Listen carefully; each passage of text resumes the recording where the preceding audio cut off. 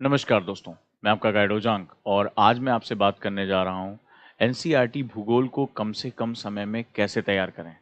क्योंकि आप ये सभी जानते हैं कि एनसीईआरटी यूपीएससी में सफलता का आधार बुक मानी जाती है। ये वो बुक होती है जो यूनिवर्सल तरीके से आपके कॉन्सेप्ट को डेवलप करने में बहुत महत्वपूर्ण भूमिका निभाती है। लेकिन एनसीईआरटी सिर्फ ये कह देने से कि आप इसको पढ़ लीजिए, ये बहुत मुश्किल हो जाता है क्योंकि ये अपने अंदर बहुत ही कम्बरसम डॉक्यूमेंट्स होते हैं। तो इसी के लिए हमने शुरू किया है एनसीईआरटी आंदोलन, जहां आज ओजांग आईएएस एकेडमी के सभी टॉप टीचर्स जो हैं, वो एनसीईआरटी की क्लासेस ले रहे हैं, साथ ही साथ आपको नए बैचेस के साथ जोड़ भी रहे हैं। आइए आज मैं आपसे बात करता हूं 10th क्लास की एनसीईआरटी के बारे में, जो कि एक काफ़ी लार्जर डॉक्यूमेंट है और यहाँ से एनसीईआरटी की जो डेप्थ है वो बहुत बढ़ जाती है। इससे पहले के वीडियो में मैंने आपको 6, 7, 8 और 9th के वीडियो के बारे में अवगत कराया कि आपको कौन सी टॉपिक, कौन सी हेडिंग, कौन सी सब हेडिंग पढ़नी है, जिसका मेरा उद्देश्य है कि आप कम से कम समय में एनसीईआरटी को कैसे प्रिपेयर कर सकते हैं। आज इसी श्रृंखला में मैं आगे चलता हूं और आपसे मैं बात करता हूं 10th क्लास की एनसीईआरटी, जिसका नाम है समकालीन भारत भाग 2 यानी कंटेम्प्रोरी इंडिया पार्ट 2। हिंदी और इंग्लिश में इसके जो टॉपिक्स और सब टॉपिक्स होते हैं वो इक्वल होते हैं, यानी यहाँ मैं दोनों के लिए बताता जा रहा हूँ। जो हमारा पहला चैप्टर है एनसीईआरटी का, बहुत ही इंपॉर्टेंट है और इसको हम लोग बोलते हैं संसाधन एवं विकास। हम ये बात जानते हैं कि जो रिसोर्स का चैप्टर होता है, इसको हम लोग रिसोर्स एंड डेवलपमेंट के नाम से जानते हैं। रिसोर्स किसी भी राष्ट्र में जो वैल्यू एडिशन होता है उसकी मूलभूत शर्त मानी जाती है। तो सबसे पहले रिसोर्स का प्रकार यानी उसका टाइप क्या है। दूसरा, how can you develop your resources, संसाधनों का विकास आप इस हेडिंग को कैसे करोगे। और ये बहुत ही इंपॉर्टेंट हेडिंग है, ये आपके मेंस के साथ जाकर भी अटैच होती है। इसके बाद हमारा जो अगला टॉपिक है वो है संसाधनों का नियोजन, संसाधन और नियोजन। तो भारत में कैसे, नियोजन का मतलब होता है planning, how will you plan to जो है वो आप अपने रिसोर्सेज को यूज कैसे करोगे। अगला टॉपिक है भू संसाधन, बहुत इंपॉर्टेंट है, लैंड रिसोर्स इसको हम लोग कहते हैं। लैंड रिसोर्स में ये आप ये समझिए कि मेंस में पेपर, यहाँ से आपको क्वेश्चन प्री में भी मिलते हैं, मेंस में भी। भू उपयोग यानी लैंड यूजेस, और भारत में भू उपयोग प्रारूप यानी कि लैंड यूजेस इन इंडिया। तो भारत में वो जो भारत में उसको कैसे आप उपयोग करोगे इसके बारे में। ये तीनों टॉपिक आपस में जुड़े हुए हैं और बहुत ही महत्वपूर्ण और बहुत ही इन डेप्थ टॉपिक है। चूंकि जो 10th क्लास की एनसीईआरटी है उसकी जो मोटाई है वो थोड़ी ज़्यादा है, इसलिए ये बहुत टाइम टेकिंग है। तो मेरा ये कोशिश है कि मैं आपको बहुत एक्यूरेट होकर इसके बारे में बात कर सकूं। अगला है भूमि निम्नीकरण और संरक्षण उपाय यानी कि land degradation and conservation methodology. आप ये समझ के ये देखिए कि 3 बार मैं प्री में क्वेश्चन डायरेक्टली इस चैप्टर से देख चुका हूँ, यहाँ से इस टॉपिक से देख चुका हूँ। तो यानी आपको बहुत ही इंपॉर्टेंट तरीके से पढ़ना है। अगला है मृदा संसाधन यानी कि सॉइल रिसोर्सेज के बारे में हम लोग बात कर रहे हैं, सॉइल इंपॉर्टेंट है। तो मृदा का वर्गीकरण यानी कि जो है वो आप जिस यहाँ पर आप सबसे पहले मिट्टियों का क्लासिफिकेशन यानी कि सॉइल क्लासिफिकेशन पढ़ेंगे। और यहाँ से भी आपको इंडियन ज्योग्राफी में प्री में डायरेक्टली क्वेश्चन मिलते हैं। 10th क्लास की एनसीईआरटी से बहुत ज़्यादा क्वेश्चन जो है वो हमारे निकल कर आते हैं प्री एग्जामिनेशन में।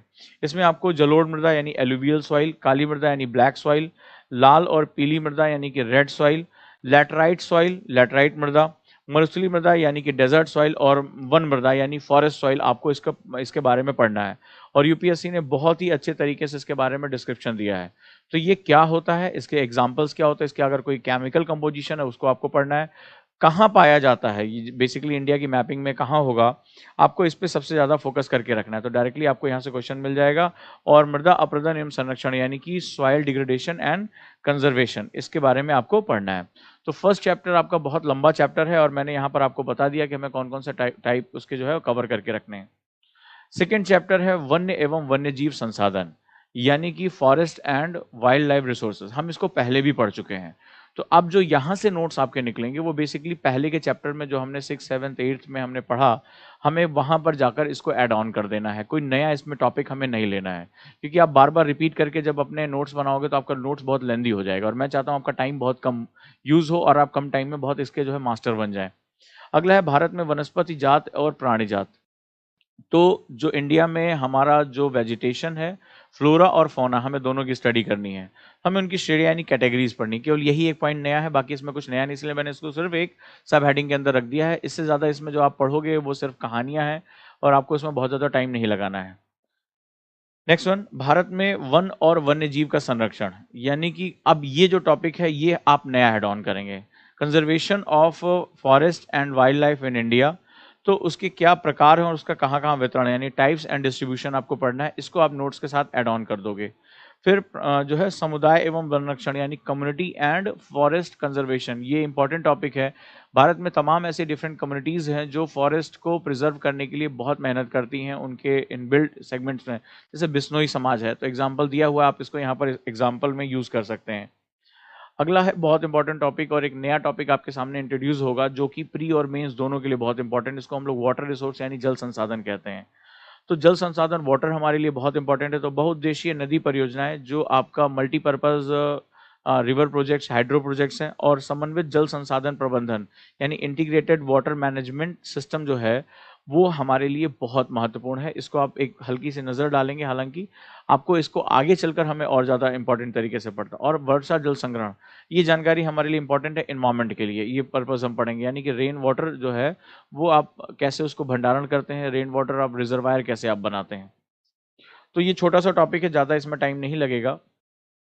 जो अगला टॉपिक आ रहा है फोर्थ वन, ये बहुत ही इंपॉर्टेंट टॉपिक है, काफ़ी इनलार्ज है और आगे चलकर ये बहुत ही ज़्यादा और फैलेगा।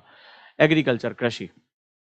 तो इसमें जो टॉपिक है कृषि के प्रकार यानी टाइप्स ऑफ एग्रीकल्चर, तो निर्वाहन कृषि यानी कि जो सब्सिस्टेंस फार्मिंग है, गहन जीविका कृषि, ठीक है, यानी कि जो हमारा इंटेंसिव सब्सिस्टेंस फार्मिंग हो गया, और वाणिज्यिक कृषि यानी कमर्शियल फार्मिंग हो गया।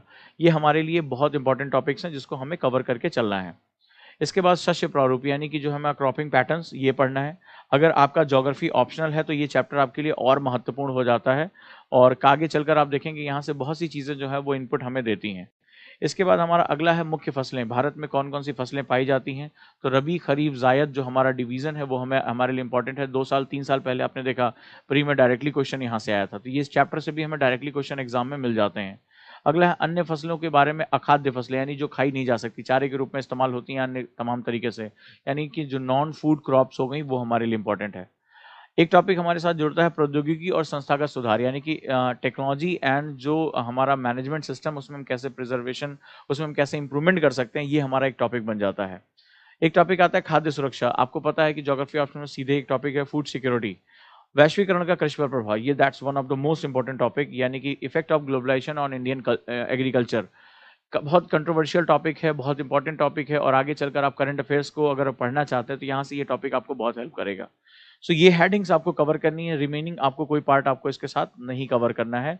इतने में आपका काम हो जाएगा। आपके पास अगर एक्स्ट्रा टाइम है तो ही आप कवर करें। ये मैंने वो पॉइंट बता दिए जो एग्जाम के हिसाब से मेरा एक्सपीरियंस है कि यहाँ से क्वेश्चन आते हैं, इन पर जो है डिबेट पूछा जाता है, करंट अफेयर्स समझने में मेरी क्या क्या मदद होती है, उसके हिसाब से मैंने आपको ये टॉपिक दिए हैं। जो फिफ्थ चैप्टर है खनिज तथा ऊर्जा संसाधन यानी कि मिनरल एंड एनर्जी रिसोर्सेज। तो बेसिकली हम पहले भी 8th क्लास में इसके बारे में पढ़ चुके हैं, तो हमें नोट्स यहाँ नहीं बनाना, हमें पहले इसके बारे में नोट जो है उसी में हमें अपग्रेडेड करना है। तो सबसे पहले क्लासिफिकेशन यानी वर्गीकरण पढ़ना है। दूसरा प्रकार में लौह, खनिज, अलोह और अधात्विक यानी कि आयरन ओर्स जो हमारा आयरन मिनरल्स है। इसके बाद नॉन फेरस हो गया, फेरस, नॉन फेरस और अधात्विक नॉन मेटालिक, ये 3 हमें जो है इसमें हेडिंग हमें वो पढ़ना है। ऊर्जा संसाधन यानी एनर्जी रिसोर्सेज में परंपरागत और गैर परंपरागत, हम पहले भी इसको पढ़ चुके हैं, हमें वहां जाकर इसको ऐड ऑन करना है, जिसमें कन्वेंशनल एंड नॉन कन्वेंशनल ये सेगमेंट्स हैं। साथ ही साथ ऊर्जा संसाधनों का संरक्षण कैसे करेंगे, उसको कंजर्व कैसे करेंगे, कंजर्वेशन हमें पढ़ना है। ये एक नया टॉपिक है। बाकी चीज़ों को आप पहले में जाकर कुछ अगर नया पॉइंट मिलता है, कोई नई जगह, कोई नया डाटा हमें मिलता है तो हमें वहां जाकर उसको ऐड ऑन कर लेना है बस, हमें पूरी तरीके से नया नोट्स नहीं बनाना है, तभी आप जो है वो टाइम अपना बचा पाओगे। आ जाते हैं हम लोग इंडस्ट्री में, मैन्युफैक्चरिंग इंडस्ट्रीज में हम पहुंचते हैं। मैन्युफैक्चरिंग इंडस्ट्री में सबसे पहले इसके महत्व के बारे में बात करेंगे। ये सीधे सीधे मेंस का टॉपिक है, प्री में तो खैर आता ही आता है। फिर औद्योगिक अवस्थिति यानी कि जैसे इंडस्ट्रियल लोकलाइजेशन हम लोग बोलते हैं, कहाँ पर इंडस्ट्रीज पाई जाती हैं, तो ये क्वेश्चन यहाँ पर भी है। इसके बाद इसका वर्गीकरण यानी क्लासिफिकेशन बड़े अच्छे तरीके से किया गया है, और ये क्लासिफिकेशन अगर आप ज्योग्राफी ऑप्शनल के स्टूडेंट हो तो सीधे सीधे अगर आप ये टॉपिक आप पढ़ोगे, आपको बहुत अच्छे जो है इसमें आपको आंसर्स मिल जाएंगे, सीधे सीधे आपका टॉपिक कवर होता है। बाकी ये जो है वो ये प्री और मेंस दोनों के लिए इंपॉर्टेंट है। जिसमें जो मैंने उद्योग यहाँ पर रखे हैं वो उसमें से कई बार एग्जाम में क्वेश्चन आ भी चुके हैं। जैसे एग्रीकल्चर बेस्ड इंडस्ट्रीज, आपको पता है हर साल के लिए ये बहुत इंपॉर्टेंट है, यानी कृषि आधारित उद्योग। दूसरा खनिज आधारित उद्योग यानी मिनरल बेस्ड इंडस्ट्रीज। तीसरा है उर्वरक उद्योग यानी कि फर्टिलाइजर, ये इस साल के लिए बड़ा इंपॉर्टेंट बन जाता है। गवर्नमेंट ने इंडस्ट्रियल जो उर्वरकों को लेकर, अभी आपने देखा उत्तर प्रदेश में गोरखपुर में नया उर्वरक खाना जो पहले था उसको रिनोवेट करके उसको दोबारा शुरू किया जा रहा है। भारत अपनी जो फर्टिलाइजर जो कैपेसिटी है उसको काफ़ी बढ़ाना चाहता है। सीमेंट उद्योग, भारत इसमें बहुत ही ज़्यादा तेज़ी से आगे बढ़ रहा है और भारत की जो अवसंरचना निर्माण है, जो हमारा इंफ्रास्ट्रक्चर डेवलपमेंट है, उसके लिए सीमेंट उद्योग बहुत महत्वपूर्ण है।